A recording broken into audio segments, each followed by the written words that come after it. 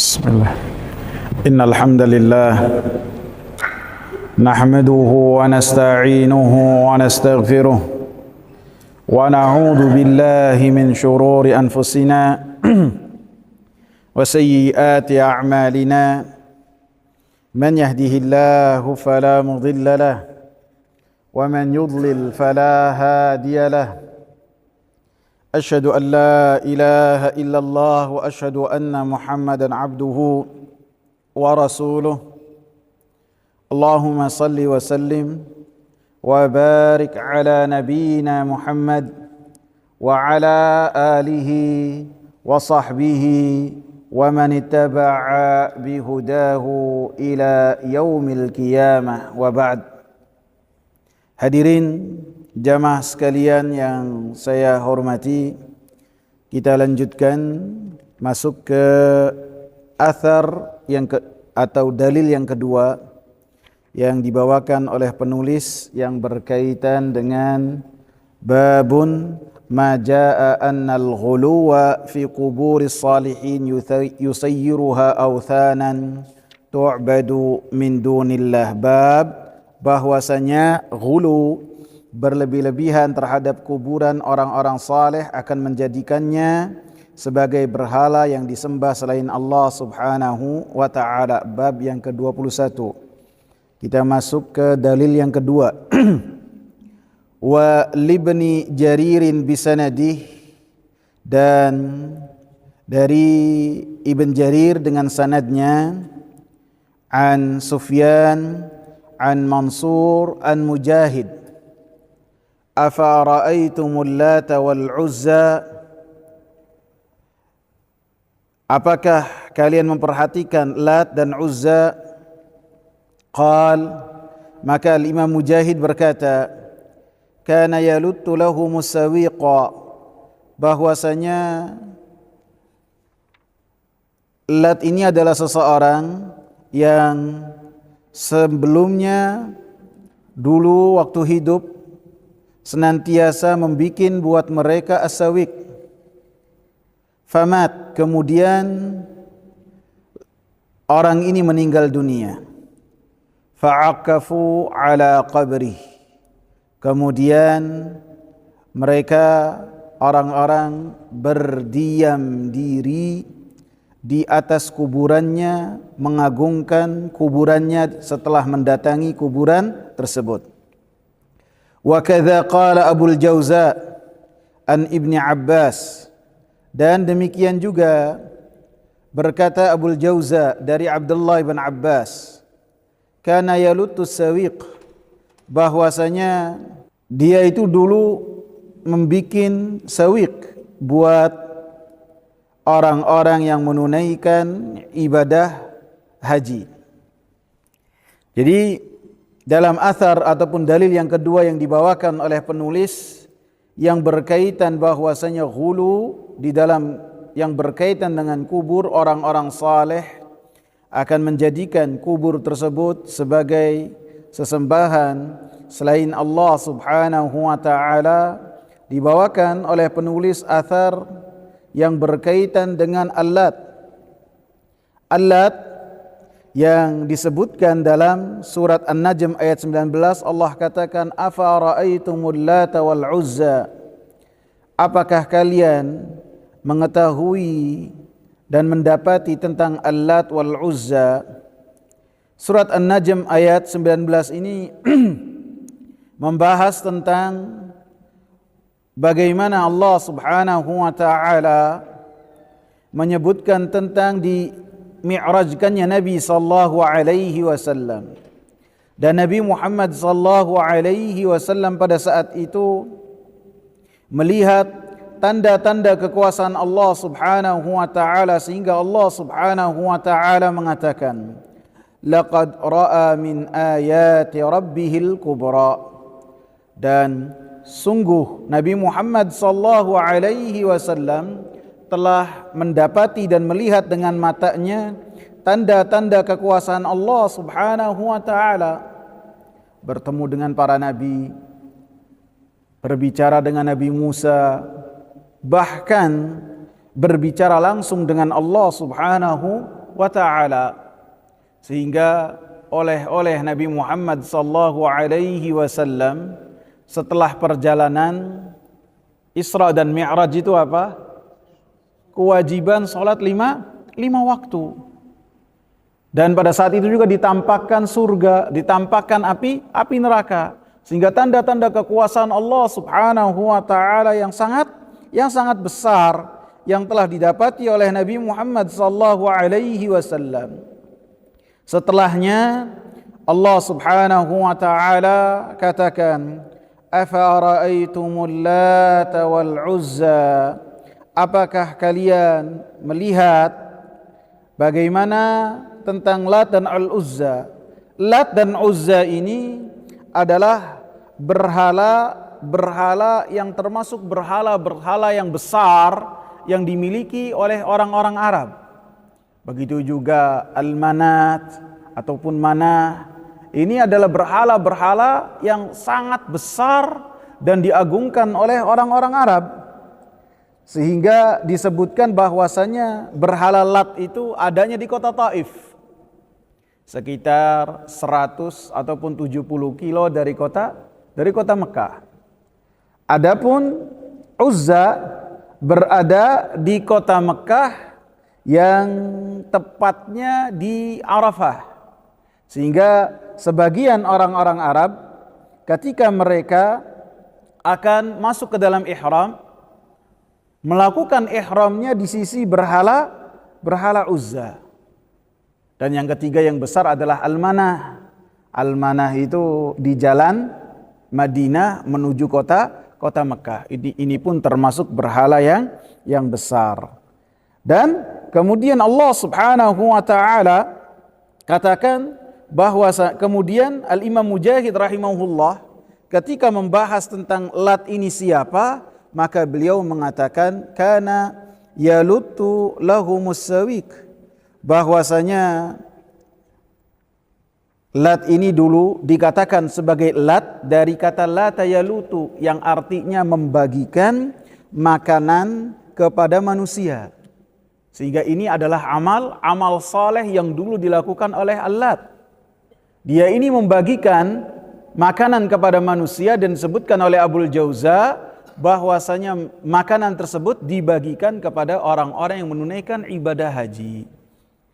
Dan Al-Imam Mujahid ini bukanlah orang sembarangan, sehingga ketika beliau mengatakan satu ayat kemudian beliau komentari, maka ini adalah perkataan yang besar dan sangatlah dihormati oleh para ulama. Al-Imam Mujahid bernama Mujahid bin Jabr al-Makki. Beliau disebut sebagai imamnya para mufassirin. Dan beliau ini dari kalangan tabi'in. Dan beliau itu sebagian besar waktunya habis dengan bersimpuh di hadapannya sahabat yang mulia Abdullah ibn Abbas, belajar kepada Abdullah ibn Abbas. Sehingga sebagaimana Abdullah ibn Abbas ini unggul dalam tafsir Al-Quranul Karim karena telah didoakan oleh Nabi SAW untuk memahami tafsir Al-Quranul Karim, maka murid-muridnya pun unggul dalam tafsir Quranul Karim. Di antaranya Al-Imam Mujahid, ada lagi Ikrimah, ada lagi Sa'id ibn Jubair, ada lagi Atha, yang semuanya berguru langsung kepada Abdullah ibn Abbas. Sehingga Al-Imam Mujahid mengatakan tentang dirinya, aradtul mushafa ala Abdullah ibn Abbas radhiyallahu anhuma min fatihatihi ila khatimatihi fama tajawazat ayatun illa waqaftu indaha as'aluhu an tafsiriha. Allahu Akbar. Saya telah belajar Al-Quran kepada Abdullah ibn Abbas dari surat Al-Fatihah, Bismillahirrahmanirrahim, saya belajar sampai apa? Sampai minal jinnati wan nas. Langsung beliau baca kepada sahabat yang mulia Abdullah ibn Abbas. Bahkan dalam riwayat yang lain beliau mengatakan beliau belajarnya tidak sekali, 3 kali hatam Al-Quran. Para ulama dulu, Abdullah Ibn Umar saja beliau membaca surat Al-Baqarah dan surat Ali Imran dengan belajar tafsirnya selama 10 tahun. 10 tahun. Abdul Umar bin Khattab belajar tafsir, membahas surat Al-Baqarah selama 8 tahun. Lama. Ini dari Bismillahirrahmanirrahim, Alhamdulillahi Rabbil Alamin sampai minal jinnati wan nas, membutuhkan waktu yang sangat lama. Dan beliau mengatakan, fama tajawazat ayatun au fama tajawaztu ayatan. Kelihatannya lebih tepat fama tajawazat ayatun illa waqaftu indaha, tidaklah saya melewati satu ayat kecuali saya bertanya kepada Al-Imam Abdullah Ibn Abbas tentang ayat tersebut. Saya bertanya tentang maknanya. Ada perintah apa perintahnya? Ada larangan apa larangannya? Apakah ada nasakhnya, hukum-hukum yang terhapus? Apa ada sebab-sebab nuzulnya? Semua ilmu yang terdapat dalam ayat-ayat Al-Quran dibahas oleh Al-Imam Mujahid rahimahullah, sehingga beliau sangatlah diakui keilmuannya. Dan athar ini tercantum dalam kitab Tafsir Ibn Jarir. Tafsir Ibn Jarir ini, beliau adalah seorang ulama yang sangat unggul sekali dalam tafsir, bernama Muhammad Ibn Jarir Ibn Yazid At-Tabari. Wafat pada tahun 310. Beliau sangat diakui untuk mentafsirkan Al-Quran dengan athar. Ayat-ayat Al-Quran ditafsirkan dengan ayat-ayat yang lain. Ayat-ayat Al-Quran ditafsirkan dengan sunnah-sunnah Nabi sallallahu alaihi wasallam. Ini tafsir Al-Quran dengan athar. Tafsir Al-Quran ditafsirkan dengan perkataan para ulama dari tabi'in, dari para sahabat tabi'in. Dan Al-Imam Ibn Jarir rahimahullah ini adalah salah seorang ulama yang mengumpulkan perkataan-perkataan para sahabat dan para tabi'in. Dan dikatakan oleh para ulama, perkataannya Abdullah ibn Abbas dalam kitab-kitab para ulama tafsir, apabila dibandingkan dengan perkataan Al-Imam Mujahid, lebih banyak perkataannya Al-Imam Mujahid. Padahal yang lebih alim siapa? Siapa yang lebih alim? Abdullah ibn Abbas. Jadi perkataan orang alim itu bisa jadi perkataannya lebih sedikit, dan yang di bawahnya itu perkataannya lebih banyak. Kita runut lagi ke belakang. Perkataannya Abdullah ibn Abbas apabila dibandingkan dengan perkataannya Umar bin Khattab, lebih banyak mana? Perkataannya Abdullah ibn Abbas. Atau perkataannya Umar bin Khattab dengan perkataannya Abu Hurairah, lebih banyak perkataannya siapa? Perkataannya Abu Hurairah. Akan tapi para ulama mengatakan bahwasanya yang lebih alim di antara keduanya siapa? Umar. Begitu juga sebaliknya. Umar radhiyallahu anhu apabila dibandingkan dengan Abu Bakar, siapakah di antara keduanya yang lebih banyak perkataannya? Umar. Akan tapi para ulama meyakini bahwasanya manusia yang paling alim setelah Rasulullah sallallahu alaihi wasallam adalah Abu Bakar. Jadi ini menunjukkan keunikan yang disimpulkan oleh para ulama yang berkaitan dengan perkataan tabi'in lebih banyak daripada perkataan para sahabat ridwanullahi alaihim. Kemudian disebutkan bahwasanya oleh Al-Imam Mujahid rahimahullah tentang Lat ini, bahwasanya Lat ini seorang yang memiliki amal soleh, yang mana amal soleh yang dilakukan adalah apabila musim haji tiba, maka beliau membuat sawik. Sawik itu gandum, kemudian dipanggang, kemudian dibikin makanan, kemudian dicampur dengan korma, dicampur dengan samin, dan bisa juga dengan susu, kemudian diberikan makanan kepada para manusia yang mana mereka menunaikan ibadah haji. Sehingga pada saat itu orang-orang yang menunaikan ibadah haji, makan minumnya adalah fasilitas dari orang yang bernama Lat ini, yang dia membagi-bagikan makanan kepada orang-orang yang menunaikan ibadah haji. Sehingga setelah orang ini meninggal dunia, maka para manusia pun mulai datang ke kuburnya. Ke kuburnya mau ngapain? Sebagian berdiam diri untuk mencari barakah.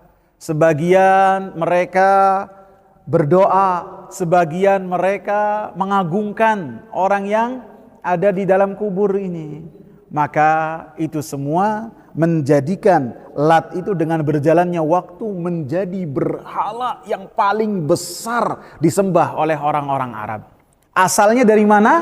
Asalnya dari berlebih-lebihannya manusia kepada kubur orang saleh. Padahal orang saleh ini hanya membagikan makanan saja kepada orang-orang yang menunaikan ibadah haji. Setelahnya mereka beribadah di kubur tersebut, dan kemudian mereka setelahnya melakukan ukuf. Mereka berdiam diri di kubur tersebut dalam rangka mengagungkan kubur tersebut. Mereka meyakini ada keberkahan dalam kubur tersebut. Mereka berharap dari kubur tersebut mendapatkan ganjaran. Mereka berharap mendapatkan manfaat. Mereka berharap supaya jauh dari mudarat ketika mereka melazimkan diri berdiam diri di sisi kubur tersebut, sehingga dengan berjalannya waktu maka kubur tersebut menjadi berhala yang disembah selain Allah Subhanahu wa taala. Sehingga kesesuaian athar ini dengan bab yang berkaitan dengan hulu sangatlah jelas sekali. Bahwasanya dalam athar ini sangatlah nampak bahwa sebab ibadah manusia kepada Lat ini adalah berlebih-lebihannya mereka ketika bermuamalah dengan kuburnya Lat, sehingga Lat kuburnya menjadi berhala yang disembah, sehingga mereka berlebih-lebihan kepada kuburnya Lat. Bisa jadi karena kesalehan dari Lat ini, amal saleh yang dilakukan oleh orang ini, setelahnya menjadi berhala yang disembah selain Allah Subhanahu wa taala. Sehingga ingat, yang namanya Lat ini adalah kubur yang kemudian disembah dan menjadi berhala yang sangat besar sekali di tanah Arab. Sehingga disebutkan oleh Al-Imam Ibn Utsaimin rahimahullah, beliau menyebutkan satu perkataan yang sangat unik. Wal gharibu anna an-nasa fi jahiliyatihim yukrimuna hujjaja baitillah. Yang unik kata beliau, manusia di zaman jahiliyah mereka menservis, menjamu orang-orang yang menunaikan ibadah haji. Wa yaluttuna lahumus sawiq, mereka membagi-bagikan kepada orang-orang yang menunaikan ibadah haji sawik, makanan-makanan. Sehingga orang-orang yang menunaikan ibadah haji tidaklah memikirkan makan mereka. Jadi mereka hanya fokus ibadah saja. Sebagaimana wa kana al-Abbasu aidha yasqi lahum min zamzama. Sebagaimana Abbas pamannya Nabi juga beliau memberikan kepada orang-orang yang menunaikan ibadah haji air Zamzam. Wa rubbama yaj'alu fi zamzama nabidan yuhallihi zabiban aw nahwahu.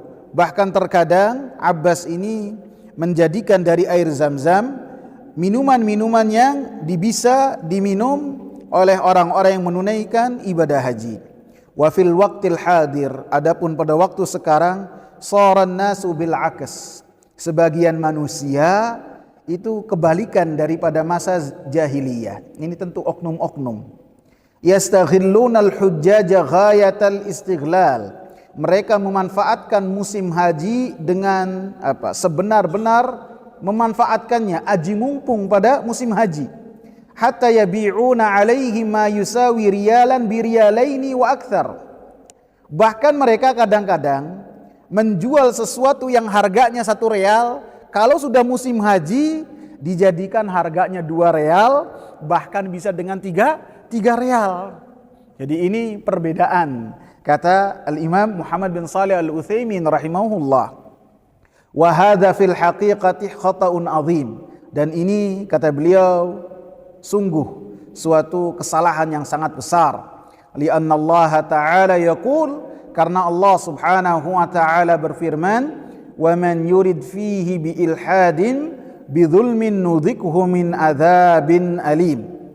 Siapa yang dia berkeinginan untuk melakukan ilhad, kemaksiatan dengan kezaliman, maka kata Allah ketika melakukannya di tanah haram, nudzikhu min adzabin alim, baru niat saja Allah Subhanahu wa taala timpakan kepadanya azab yang pedih. Bagaimana apabila benar-benar melakukan ilhad. Jadi sebagian orang, sebagian pedagang ketika di musim haji, maka mereka melipat gandakan harga barang-barang yang mereka anggap sebagai barang yang laku. Walaupun demikian, bagi mungkin jamaah kaum muslimin yang menunaikan ibadah haji akan mendapati ketika menunaikan ibadah haji, bagaimana kaum muslimin sangatlah berbondong-bondong dari orang-orang Saudi, yang mana mereka sangatlah memperhatikan kenyamanan dari orang-orang yang menunaikan ibadah haji. Bahkan apabila musim haji atau hari-hari haji dari tanggal 8 sampai 13 Zulhijjah, maka banyak itu truk-truk besar bawanya itu makanan untuk orang-orang yang menunaikan ibadah haji, ditulis dengan tulisan yang sangat besar, fi sabilillah. Siapa yang mau dikasih dibagi tanpa ditanya dari mana dan orang mana. Selama menunaikan ibadah haji, maka mendapatkan makanan yang dibagikan pada saat itu juga.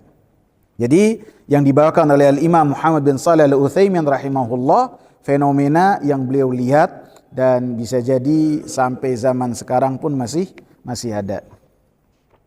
Sehingga dari hadis ini, dari asar ini sangat jelas bahwasanya hulu, berlebih-lebihan kepada orang saleh, ke kubur maupun kuburnya orang saleh ataupun bukan, maka menjadikan kubur tersebut sebagai berhala yang disembah selain Allah Subhanahu wa taala.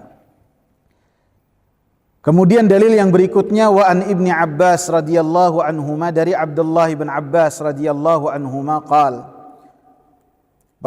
beliau berkata, la'ana Rasulullah sallallahu alaihi wasallam zairatil kubur. Rasulullah sallallahu alaihi wasallam melaknat perempuan yang berziarah kubur, wal muttakhidhina 'alaiha al masajid, dan orang-orang yang menjadikan kubur-kubur sebagai masjid, wassuruj, dan menjadikan di kubur-kubur itu adanya adanya sinar ataupun lampu menyala di kubur. Jamaah sekalian, dalil yang ketiga ataupun yang terakhir yang berkaitan kabar dari Abdullah bin Abbas bahwasanya Rasulullah sallallahu alaihi wasallam melaknat perempuan-perempuan yang berziarah kubur.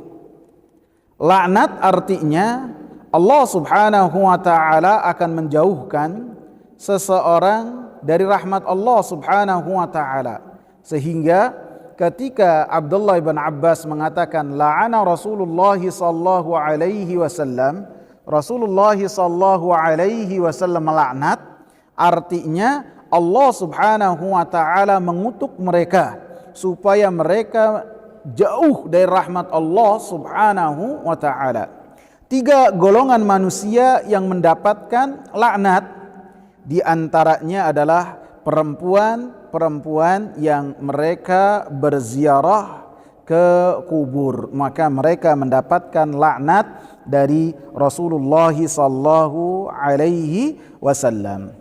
Jadi pada dasarnya ziarah telah diperintahkan oleh Rasulullah sallallahu alaihi wasallam, atau sebelumnya telah dilarang oleh Rasulullah sallallahu alaihi wasallam. Kuntu nahaitukum an ziyaratil kubur. Sesungguhnya saya kata Rasulullah dulu melarang kalian wahai laki-laki dan perempuan untuk kalian berziarah ke kubur. Ala fazuruha, maka sekarang kalian berziarahlah. Karena sesungguhnya dengan berziarah kubur kalian akan ingat akan kampung akhirat. Ini yang pernah dikatakan oleh Rasulullah sallallahu alaihi wasallam. Maka dari hadis ini anjuran bagi kita untuk berziarah kubur. Akan tetapi dalam hadis ini sangatlah jelas bahwasanya Rasulullah sallallahu alaihi wasallam melaknat perempuan-perempuan yang berziarah ke kubur, walaupun ziarahnya satu kali, maka mereka mendapatkan bagian dari laknat Rasulullah sallallahu alaihi wasallam. Sehingga apa hubungannya Rasulullah sallallahu alaihi wasallam melaknat perempuan-perempuan yang melakukan ziarah kubur walaupun satu kali dengan bahwasanya Allah Subhanahu wa taala melaknat orang-orang yang menjadikan kubur itu sebagai masjid dan di atasnya diadakan adanya pelita ataupun sinar di malam hari. Maka dikatakan oleh Al-Imam Muhammad bin Shalih Al-Utsaimin rahimahullah, "Annal mar'ata li riqqati atifatiha wa qillati tamyiziha wa dha'fi sabriha." Bahwasanya perempuan dengan sangat lembutnya mereka dan sangat kurangnya mereka dalam membedakan ataupun lemah dari sisi kesabarannya, rubbama ta'budu ashabal kubur ta'attufan ala sahibil qabr. Bisa jadi perempuan-perempuan itu ketika berziarah bukan mendoakan orang yang ada di dalam kubur, mendoakan kepada Allah supaya mereka mendapatkan rahmat, supaya mereka kuburnya dijadikan raudhah min riyadil jannah, malah karena sangat lemah hatinya dan kesabarannya malah mengajak berbicara dengan orang yang ada di dalam kubur, kemudian setelahnya malah beribadah kepada orang yang ada di dalam kubur dengan kelemahan hatinya, dengan kelemahan sabarnya, dan bisa jadi karena terlalu menggunakan perasaan sehingga yang ada di dalam kubur diajak bicara, kemudian setelahnya dia meminta kepada orang yang ada di dalam kubur. Falihada, maka kata Al-Imam Muhammad bin Shalih Al-Utsaimin rahimahullah, qaranaha bil muttakhidina 'alaiha al-masajid was-suruj. Sehingga penyebutan laknat oleh Abdullah bin Abbas dan disebutkan dan dinisbatkan kepada Rasulullah, diiringkan penyebutan laknat kepada perempuan-perempuan yang melakukan ziarah ini dengan orang-orang yang menjadikan kubur sebagai masjid dan memberikan ke kubur ini ke pemakaman penerangan, maka semuanya akan berdampak dengan dampak yang sama, akan hulu kepada orang-orang yang di dalam kubur, dan intinya hasilnya akan memiliki hasil yang sama dengan berjalannya waktu, akan beribadah kepada orang-orang yang ada di dalam kubur. Sehingga pada dasarnya yang namanya berziarah ke kubur ini hukumnya adalah sunnah, yaitu ketika para lelaki mereka berziarah ke kubur tanpa melakukan perjalanan, tanpa melakukan safar, untuk mencari ibrah, untuk mencari pelajaran bahwasanya dia pun akan mati seperti orang-orang yang ada di dalam kubur, yang sekarang berada di bawah kakinya. Sekarang dia berada di atas orang-orang yang mati, entah kapan akan sama berada di dalam kubur. Wa du'ai lil mauta, dan yang namanya berziarah itu untuk mendoakan orang-orang yang telah meninggal dunia, baik secara umum ketika masuk ataupun ketika mendatangi kubur tertentu selama tidak melakukan safar. Dan sebagian ziarah ada juga yang ziarahnya bid'ah, hukumnya bid'ah, yaitu ketika berziarah ke kubur, ke pemakaman untuk berdoa, doanya kepada Allah Subhanahu wa taala. Akan tetapi ketika berdoa di sisi kubur merasa lebih khusyuk, merasa lebih lebih ada kemungkinan diterimanya lebih lebih besar, diijabahnya lebih besar. Dia merasa lebih khusyuk daripada ketika sujud di masjid berdoa kepada Allah. Dia merasa lebih sreg ketika berdoanya di pemakaman. Ini adalah suatu yang bid'ah. Bid'ah ketika berdoanya kepada Allah, dan ini termasuk syirik kecil. Dan ketika termasuk ziarah yang bid'ah ketika beribadah di sisi kubur, merasa ketika beribadah di sisi kubur ini lebih afdal, dia lebih mengena untuk diri dia, baik karena merasa ada keberkahan ataupun merasa ada hal-hal yang lain ketika dia melakukan di pemakaman ataupun di kubur tertentu dengan ibadahnya kepada Allah, maka ini adalah bid'ah. Seperti membaca Al-Quran, baik itu surat-surat tertentu ataupun hafalan-hafalan dia bacakan, ataupun berzikir, ataupun sebagian sampai dia bernazar, atau sebagian yang lain apalagi bernazar, berzikir, melakukan sesembelihan.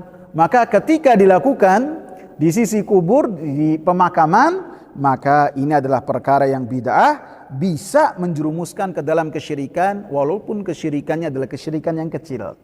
Karena kesyirikan yang kecil itu adalah satu ibadah yang akan menjerumuskan seseorang kepada kesyirikan yang besar. Ada ziarah yang ziarahnya itu adalah ziarah syirik, yaitu syirik yang besar. Seperti ketika berziarah ke kubur dalam rangka berdoa kepada orang-orang yang ada di dalam kubur, ketika meminta tolong kepada orang-orang yang ada di dalam kubur, beristighatsah kepada orang-orang yang di dalam kubur, maka itu adalah semuanya kesyirikan yang besar, yang mana ziarah tersebut, ke pemakaman tersebut adalah ziarah yang menjerumuskan seorang kepada kesyirikan. Jadi artinya dalam pembagian yang disebutkan dalam kitab ini, yang namanya ziarah tidak dilarang secara mutlak bagi laki-laki, tidak. Ada yang kita dianjurkan, sunnah, ketika hati kita ini kaku, ketika hati kita ini keras, sangat susah melakukan perbuatan baik, sholatnya tidak khusyuk, bisa ziarah ke kubur, lihat. Ini pemakamannya, ini kuburnya si fulan, ini kubur si fulan, ini orang dulu ketawa bareng, dulu sholat di samping saya, ini dulu saya berjabat tangan dengannya. Sekarang kemana? Khalas, fatu. Mereka telah tiada. Sekarang nanti akan saya, setelahnya oleh-olehnya apa? Lebih hati-hati dalam bertutur kata, dalam bersikap pun lebih hati-hati. Ketika mendengarkan hayya 'alas shalah, hayyal falah, langsung menuju masjid. Dan ketika sholat, benar-benar sholatnya sesuai dengan apa yang telah dikatakan oleh Rasulullah, sholli sholatal muwaddi. Engkau kalau mau sholatnya itu baik, sholatlah seperti orang yang akan berpisah dengan dunia. Jadi ketika sholat Allahu Akbar, jangan terlintas nanti sholat subuh saya mau sholatnya di mana, enggak. Ini belum tentu kita bisa mengucapkan salam, assalamualaikum, assalamualaikum dalam sholat isya ataupun sholat yang lainnya. Berapa banyak orang mengucapkan Allahu Akbar, dia mendapatkan karunia dari Allah, diberikan kepadanya dengan kematian yang manis. Baik ketika berdiri Allah matikan, baik ketika ruku Allah matikan, baik ketika sujud Allah subhanahu wa ta'ala matikan. Jadi ketika kita sholat, upayakan kita jadikan sebagai sholat yang seakan-akan kita berpisah dengan dunia. Lebih-lebih zaman medsos sekarang, semua yang terjadi di berbagai tempat sampai kepada kita. Ada si fulan baru mengantarkan anaknya pulang ke rumahnya, gak taunya kepleset sedikit, meninggal dunia. Mungkin sudah tua kali, 85, 90. Enggak, masih lagi seger-segernya. Di bawah umur 40. Sampai kepada kita. Walaupun kita tidak melihat.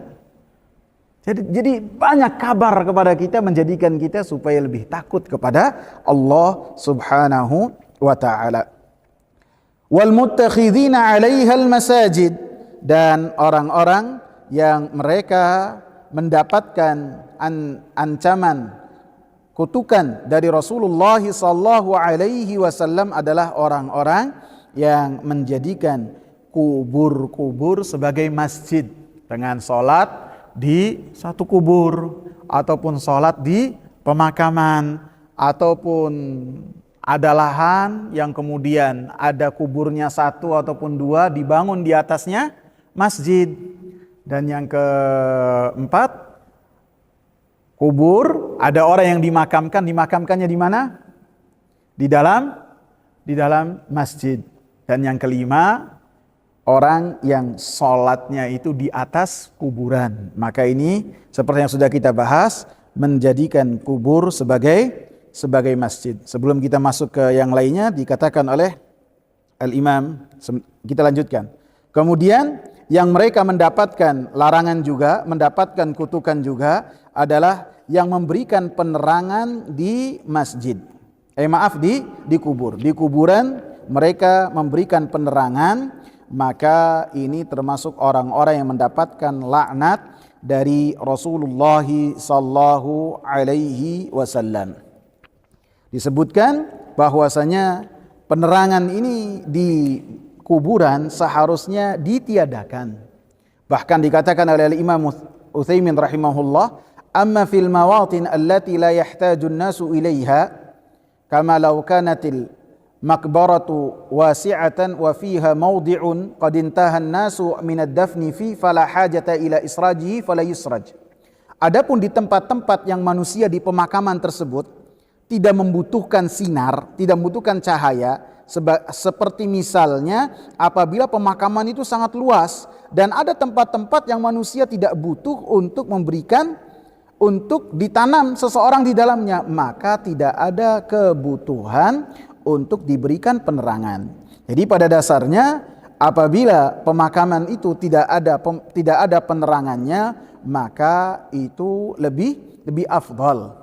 Karena apabila ada penerangannya di malam hari, kemudian ada sesuatu yang dilihat bergerak-gerak, kemudian misalnya pohonnya bergerak-gerak, atau ada sesuatu bayang-bayang, maka manusia yang imannya itu lemah dan condong kepada kebatilan, kemudian mulai melirik terhadap kuburan tersebut, pemakaman tersebut, dengan mengatakan apa?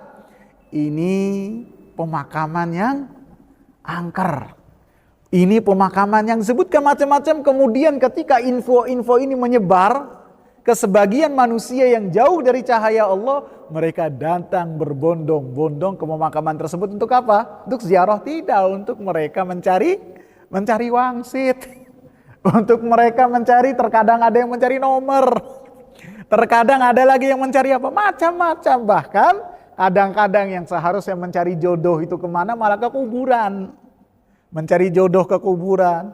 Pengen laku dagangannya ke kuburan. Maka itu semua bisa jadi diawali dengan adanya penerangan ketika ada di pemakaman. Sehingga ketika orang lewat di malam hari, kemudian melihat sesuatu yang bisa jadi itu bayang-bayang, entah apa bayang-bayangnya, bisa jadi itu salah lihat, ataupun bisa jadi misalnya penerangannya itu ada suatu yang terganggu, kemudian menjadi suatu yang heboh di masyarakat. Lebih-lebih sekarang itu sangat mudah sekali untuk menyebarkan info-info dan manusia gampang menerima tanpa mereka itu klarifikasi terlebih dahulu dan tidak mereka bertanya kepada ahlinya terlebih dahulu. Sehingga seperti yang saya sebutkan, 3 hal ini yang dilarang oleh Rasulullah SAW, perempuan-perempuan yang berziarah, kemudian menjadikan kubur-kubur sebagai masjid dan tempat ibadah, dan yang ketiga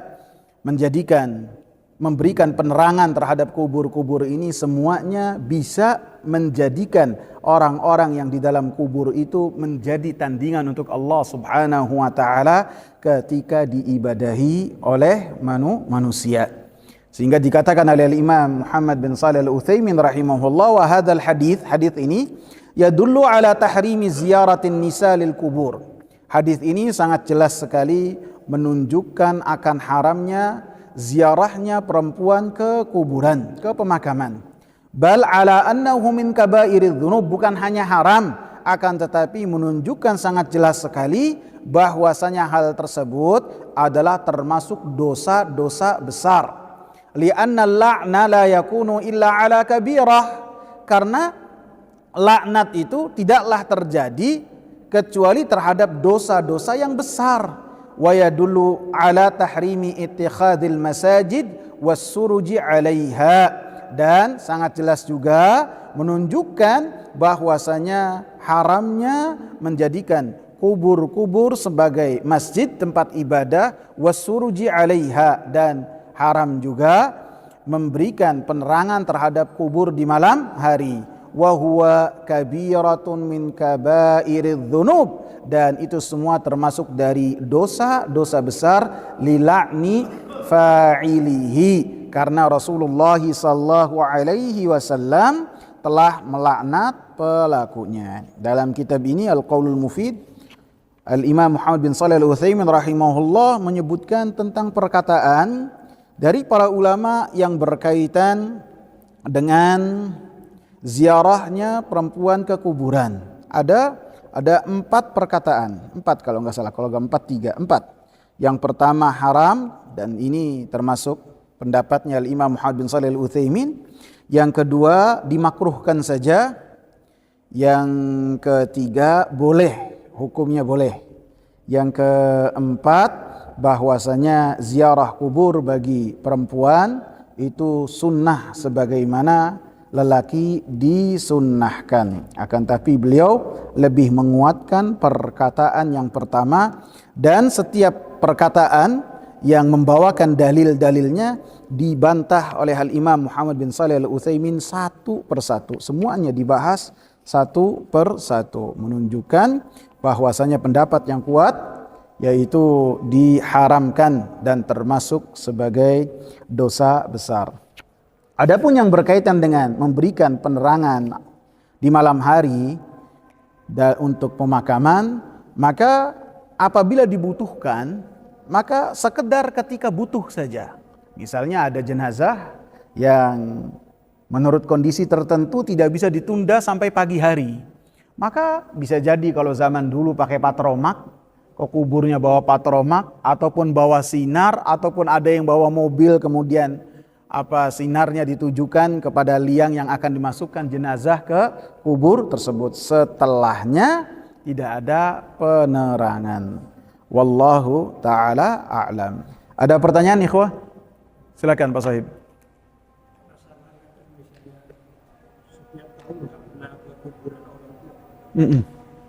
Ke kuburan orang tua. Ke kuburan orang tua. Ya, pada dasarnya ketika kita mendoakan, ketika kita di masjid, ketika kita dalam sujud, ketika kita di sepertiga malam terakhir, kita berdoa kepada Allah Subhanahu wa taala untuk kebaikan orang tua. Kemudian kita memintakan ampun, beristighfar untuk orang tua yang telah wafat, maka itu pun lebih dikabul oleh Allah Subhanahu wa taala. Tidak ada satu keharusan untuk kita datang ke kubur tersebut. Apabila mungkin kuburnya dekat, kemudian tidak melakukan perjalanan safar, maka boleh antum datang, kemudian berziarah dan mendoakan secara khusus, akan tetapi tidak berlama-lama. Tidak misalnya beribadah secara khusus di tempat tersebut, tidak, berdoa saja.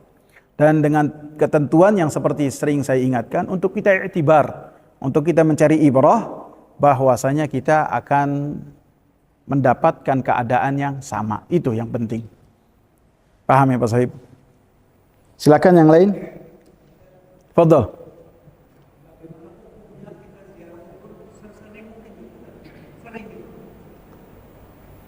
Sering ya?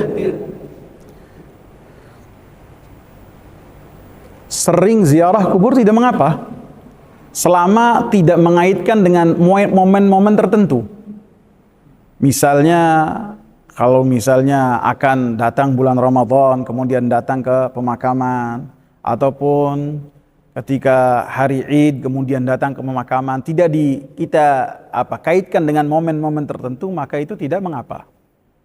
Selama tidak menjerumuskan seseorang ke dalam ghulu, berlebih-lebihan. Terkadang makin sering akhirnya bicara sendiri. Datang ke kubur akhirnya curhat, menceritakan keadaan apa yang terjadi. Saya seperti ini, saya seperti ini, saya seperti ini. Akhirnya melenceng dari tujuan utama ketika seorang datang ke kubur. Datang ke kubur ziarah, tudzakirukumul akhirah, supaya kalian ingat bahwasanya kalian akan mendapatkan hal yang sama berupa kematian. bukan curhat, bukan cerita macam-macam. Jadi setiap dari kita itu tabibun nafsi, mengetahui kadar dari diri kita. Apabila makin sering imannya itu makin lemah bukan makin kuat, maka ditahan. Tapi apabila dia sering bolak-balik, mampir ngeliat, kemudian makin dia itu patuh kepada Allah Subhanahu wa taala, maka itu bisa dia lakukan demikian. Gitu ya. Subhanakallahumma bihamdika asyhadu an la ilaha illa anta astaghfiruka wa atubu ilaik. Assalamu alaikum warahmatullahi wabarakatuh.